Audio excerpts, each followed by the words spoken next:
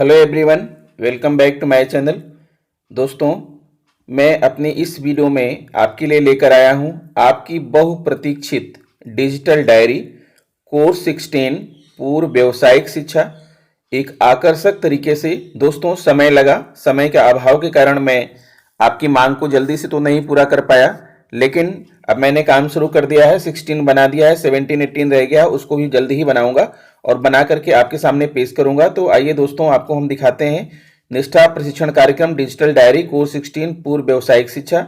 दोस्तों, जो पीडीएफ का लिंक मैं आपको वीडियो को डिस्क्रिप्शन में दे रहा हूं, लेकिन पीडीएफ पासवर्ड प्रोटेक्टेड है, इसलिए आपसे आग्रह करता हूं दोस्तों, आपसे निवेदन भी है कि आप कम से कम वीडियो को 2-3-4 मिनट तो देख लीजिए। मैं इतनी मेहनत करके बनाता हूं और आप लोग सिर्फ पीडीएफ लेके चले जाते हैं, सिर्फ पीडीएफ का इंतजार करते हैं, ये अच्छी बात नहीं होती है। कम से कम आप 2-4 मिनट देख लीजिए, उसके बाद पीडीएफ तो मैं आपके लिए बनाया ही हूँ, पीडीएफ तो मैं आपको देने ही वाला हूँ। ठीक है, अगर मुझे नहीं देना होता तो मैं आपके लिए बनाता क्यों, लेकिन कम से कम मेरी मेहनत को देखते हुए थोड़ा सा समय आप रुक करके वीडियो को 2-3 मिनट देख लें, ताकि हमें भी हमारा प्रतिफल प्राप्त हो जाए। तो आइए दोस्तों, हम शुरू करते हैं अपनी यह डिजिटल डायरी। आपको जो पीडीएफ का पासवर्ड है वीडियो के बीच में मैं आपको बता दूंगा। देखिए दोस्तों, यहाँ पर शुरू होता है आपका यह कोर्स पूर्व व्यावसायिक शिक्षा। यह स्वरोजगार और उत्पादकता बढ़ाने वाली शिक्षा के व्यवसायीकरण के महत्व पर जोर देता है, जिसे समय समय पर भारत सरकार द्वारा गठित शिक्षा के विभिन्न आयोगों द्वारा बढ़ावा दिया गया था।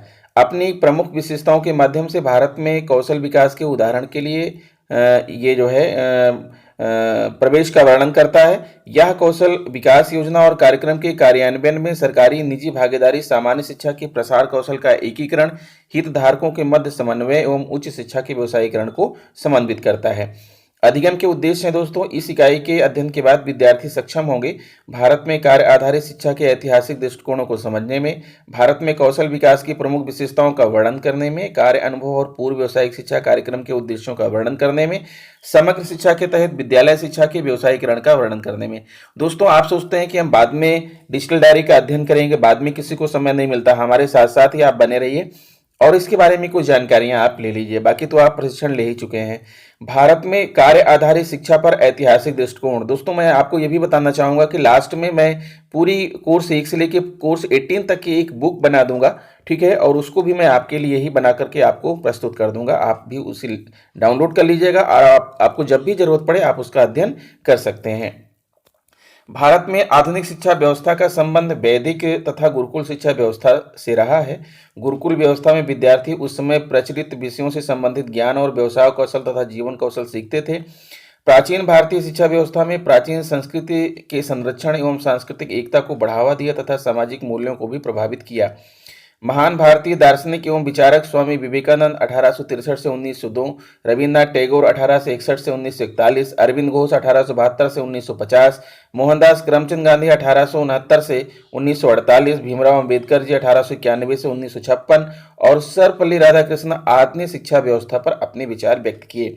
व्यवसायिक शिक्षा की औपचारिक प्रणाली की आवश्यकता पर सन 1854 में ही महसूस की गई, जब लॉर्ड चार्ल्स वुड ने एक डिस्पैच तैयार किया, जिसे भारत की शिक्षा व्यवस्था में वुड डिस्पैच के नाम से भी जाना जाता है, जिसको शिक्षा के मैग्ना कार्टा के रूप में समझा जाता था। वुड डिस्पैच को शिक्षा के मैग्ना कार्टा के रूप में भी जाना जाता है। फिर आगे है भारतीय शिक्षा आयोग 1882, जिसे हंटर आयोग 1882 के रूप में जाना जाता है, द्वारा शिक्षा क्षेत्र में समस्याओं की जांच की गई और सिफारिश की गई कि हाई स्कूल स्तर पर 2 विशेषताएं होनी चाहिए। प्रथम धारा विद्यार्थियों को विश्वविद्यालय के पाठ्यक्रमों में प्रवेश की तैयारी के लिए और द्वितीय धारा व्यवहारिक व्यवसायों हित तैयार करने के लिए। वुड और एवोर्ड आयोग 1936 में शिक्षा में मैनुअल कार्य के महत्व पर बल दिया और सुझाव दिया कि सन 1937 में महात्मा गांधी ने आग्रह किया कि मैनुअल और उत्पादक कार्यों को परीक्षा में स्थान मिलना चाहिए। सन 1938 में केंद्रीय शिक्षा सलाहकार बोर्ड ने बीजी खैर की अध्यक्षता में वर्धा शिक्षा योजना, महात्मा गांधी की नई तालीम पर एक समिति का गठन किया। समिति ने सभी प्रांतीय सरकारों द्वारा नई तालीम के कार्यान्वयन की सिफारिश की। महात्मा गांधी के शैक्षिक विचारों को जाकिर हुसैन समिति द्वारा व्यवहारिक रूप दिया गया और प्रारंभिक शिक्षा को सन 1938 में शिक्षा के प्रारंभिक चरण के लिए राष्ट्रीय शिक्षा पैटर्न के रूप में स्वीकार किया गया। फिर सन 1947 में देश को स्वतंत्रता मिलने के बाद इस बात पर बहस शुरू हुई कि देश को किस तरह की शिक्षा प्रणाली को अपनाना चाहिए। राष्ट्रीय शिक्षा नीति आयोग 1968 में इस स्तर पर तकनीकी और व्यावसायिक शिक्षा के लिए सुविधाओं को बढ़ाने को लेकर प्रकाश डाला। एनसीईआरटी ने सितंबर 1976 में एक दस्तावेज उच्च शिक्षा उच्च माध्यमिक शिक्षा और उसका व्यवसायीकरण शीर्षक से प्रकाशित किया। संशोधित राष्ट्रीय शिक्षा नीति 1986 के प्रोग्राम ऑफ एक्शन 1992 में इस बात पर जोर दिया गया कि शिक्षा कार्यक्रम की व्यवसायीकरण को द्वितीय स्तर पर सुनिश्चित करना चाहिए। फिर आता है कौशल विकास का वर्तमान परिदृश्य। कौशल विकास और उद्यमिता के लिए एक व्यापक राष्ट्रीय नीति 2015 में बनाई गई। इसके साथ ही 2022 तक 400 मिलियन लोगों को प्रशिक्षित करने के उद्देश्य से भारत सरकार द्वारा एक कौशल भारत मिशन की स्थापना की गई। राष्ट्रीय कौशल विकास निगम के नेतृत्व में सार्वजनिक निजी भागीदारी जिसे 2009 में स्थापित किया गया था, नीति नियोजन, बुनियादी ढांचे के विकास, राष्ट्रीय उपजीविका आधारित मानकों के विकास, प्रशिक्षण, मूल्यांकन और प्रमाणन में कौशल विकास गतिविधियों को संचालित कर रही है। समन्वित कार्य और सुसंगति। देश में कौशल विकास के कार्यान्वयन को प्रभावी बनाने के उद्देश्य से 2014 में एक स्वतंत्र कौशल विकास और उद्यमिता मंत्रालय बनाया गया। कौशल विकास और उद्यमिता के लिए एक राष्ट्रीय नीति तैयार की गई जिसमें 15 जुलाई 2015 को लागू किया गया ताकि कौशल मानक और स्थिरता के साथ बड़े पैमाने पर लोगों की चुनौतियों का सामना किया जा सके। सामान्य शिक्षा के साथ व्यावसायिक कौशल का एकीकरण। मानव संसाधन विकास मंत्रालय द्वारा सन 2012 में एक राष्ट्रीय व्यावसायिक शिक्षा योग्यता फ्रेमवर्क का निर्माण किया गया। यह फ्रेमवर्क सामान्य शिक्षा के साथ साथ व्यावसायिक शिक्षा को एकीकृत करने और स्कूल से काम कम करने का अग्रिम शिक्षा के लिए एक सुचारू परिवर्तन है। शिक्षार्थियों को निर्बाध मार्ग प्रदर्शन करने के लिए शुरू किया गया। राष्ट्रीय व्यवसाय मानक क्षमता या योग्यता या अवलोकनीय और मापनीय ज्ञान और कौशल है। कौशल मानक और मूल्यांकन व्यावसायिक शिक्षा एवं प्रशिक्षण की गुणवत्ता के लिए महत्वपूर्ण है। देश भर में उद्योगों या नियोक्ताओं द्वारा शिक्षार्थियों को दी जाने वाली योग्यता की मान्यता कौशल और मानकों और वितरण पर निर्भर करती है। फिर आता है उच्च शिक्षा का व्यवसायीकरण। उच्च शिक्षा को कौशल उन्मुख बनाने के लिए उच्च शिक्षा स्नातकों की रोजगार क्षमता में सुधार करना एक महत्वपूर्ण क्षेत्र है। इसके लिए कौशल को सामुदायिक महाविद्यालयों के साथ उच्च शिक्षा में एकीकृत किया जा रहा है। NSQF की पेशकश करने वाले विश्वविद्यालयों से संबद्ध डिग्री कॉलेज व्यावसायिक पाठ्यक्रम और व्यावसायिक शिक्षा में स्नातक की VWOC की डिग्री प्रदान करते हैं। यह पाठ्यक्रम क्षैतिज और ऊर्ध्वाधर गतिशीलता प्रदान करने के लिए विश्वविद्यालय अनुदान आयोग UGC के क्रेडिट फ्रेमवर्क अर्थात choice based credit system CBCS से संरक्षित या श्रेणीबद्ध किए जा रहे हैं। फिर आता है दोस्तों कार्य अनुभव कार्यक्रम। शिक्षा आयोग की रिपोर्ट में स्कूल में, घर में, कार्यशाला में, खेत में, कारखाने में या किसी अन्य उत्पादक कार्य में भागीदारी के रूप में कार्य अनुभव कार्यक्रम की कल्पना की गई। 1993 से 94 में माध्यमिक स्तर पर पूर्व व्यावसायिक शिक्षा की एक केंद्र प्रायोजित योजना शुरू की गई थी। 10 साल स्कूल में सामान्य शैक्षणिक शिक्षा के साथ साथ उत्पादक कौशल के विकास के लिए प्रावधान करने तथा उच्चतर माध्यमिक स्तर पर सामान्य शिक्षा के विकल्प के रूप में 2 साल की व्यावसायिक शिक्षा कार्यक्रम का क्रियान्वयन करने के लिए सन 1976 में भारत में शिक्षा का व्यवसायीकरण शुरू किया गया था। समग्र शिक्षा के तहत शिक्षा का व्यवसायीकरण। कौशल विकास और उद्यमिता 2015 में राष्ट्रीय नीति ने अगले 5 वर्षों में 25% स्कूलों में ग्रेड 9वीं से औपचारिक शिक्षा के साथ कौशल को भी एकीकृत करने का लक्ष्य रखा है।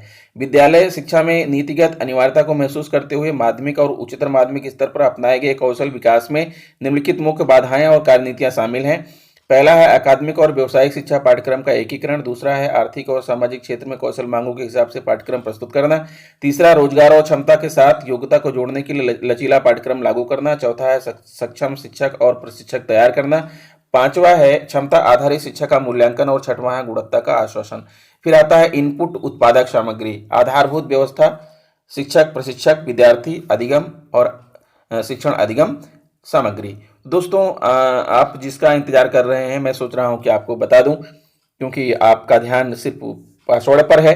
तो दोस्तों पासवर्ड जैसा कि आप जान रहे हैं कि इस कोर्स का नाम है पूर्व व्यावसायिक शिक्षा यानी प्री वोकेशनल एजुकेशन। तो मैंने पासवर्ड बनाया है PVC। कैपिटल लेटर में लिखना है P for parrot, V for violin और C फॉर कैट यानी PVC, प्री वोकेशनल एजुकेशन का शॉर्ट फॉर्म PVC 16 आप डालेंगे तो पासवर्ड आपका खुल जाएगा और आप इस डायरी का अपने लिए उपयोग कर सकते हैं। आगे बढ़ते हैं दोस्तों। प्रक्रिया में आता है नामांकन, पाठ्यक्रम आदान प्रदान, नौकरी पर प्रशिक्षण, आकलन और मूल्यांकन। फिर आता है आउटपुट उत्पादन में प्रमाणित कुशल श्रम शक्ति। फिर क्षेत्र में क्या है, कृषि, इलेक्ट्रॉनिक्स और हार्डवेयर, भवन और निर्माण, परिधान, रेडीमेड सामान और घरेलू फर्नीचर, स्वास्थ्य देखभाल, मोटर वाहन, सूचना प्रौद्योगिकी, लॉजिस्टिक, मीडिया और मनोरंजन, बैंकिंग, वित्तीय सेवाएं तथा बीमा, व्यवस्थित खुदरा, प्लम्बिंग, विद्युत क्षेत्र, सौंदर्य और कल्याण, निजी सुरक्षा, दूरसंचार, पर्यटन और आतिथ्य। फिर आता है व्यावसायिक पाठ्यक्रम में आपका व्यावसायिक पाठ्यक्रम सीखने के परिणामों पर आधारित है जिसमें शामिल है संचार कौशल, स्व प्रबंधन कौशल, सूचना और संचार प्रौद्योगिकी कौशल, उद्यमिता कौशल और हरित कौशल। फिर है व्यावसायिक शिक्षा की भूमिका और कार्य, शिक्षण और प्रशिक्षण सत्र की योजना तैयार करना, सामग्री ज्ञान, व्यवहारिक कौशल, संप्रेषण कौशल, प्रस्तुति कौशल, संख्यात्मक कौशल, सामाजिक कौशल, शिक्षा कौशल तथा मूल्यांकन कौशल आदि दक्षताओं का प्रदर्शन करना, मल्टीमीडिया सहित विभिन्न प्रकार के शिक्षण और प्रशिक्षण सामग्री का उपयोग करना, विद्यार्थियों के प्रति मूल्यों, कार्य, नैतिकता और सहानुभूति का प्रदर्शन करना, विद्यार्थियों को सुरक्षा, स्वास्थ्य और पर्यावरण के प्रति जागरूक करना, विद्यार्थियों को सभी प्रकार के रिकॉर्ड को तैयार रखना, निरंतर विद्यार्थियों के प्रदर्शन का मूल्यांकन करना और प्रतिक्रिया प्रदान करना, विद्यार्थियों की दक्षता का आकलन करना, उनके प्रदर्शन का मूल्यांकन करना, नौकरी के दौरान प्रशिक्षण और प्रशिक्षण के लिए व्यावसायिक विद्यार्थियों की नियुक्ति में योगदान करना, क्रियात्मक अनुसंधान का संचालन करना, प्रशिक्षण कार्यक्रमों, सेमिनारों, सम्मेलनों, कार्यशालाओं आदि में भाग लेना। फिर आता है प्रशिक्षण। राष्ट्रीय प्रशिक्षण योजना 1 वर्ष का कार्यक्रम है जो तकनीकी रूप से योग्य युवाओं को उनके कार्यक्षेत्र में आवश्यक व्यवहारिक ज्ञान और कौशल प्रदान करता है।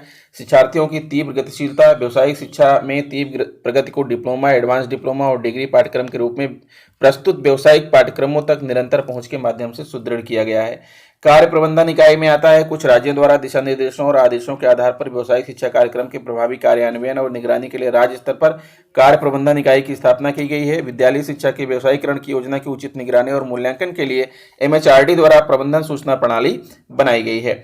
उसके बाद आता है दोस्तों प्रश्नोत्तरी, और आप प्रश्नोत्तरी का उत्तर दे चुके हैं। यहाँ पर मैंने प्रश्नोत्तरी को जो है सिंगल शॉर्ट सेंटेंसेस के रूप में बना दिया है, तो आप इसे पढ़ लीजिएगा। अभी तो आपने प्रश्नों के उत्तर दिए हैं, इसलिए मैं इसे अभी इस वक्त पढ़ने की आवश्यकता नहीं समझ रहा हूं। जब आप PDF डाउनलोड कर लीजिएगा तो आप उसमें आप इसको पढ़ लीजिएगा।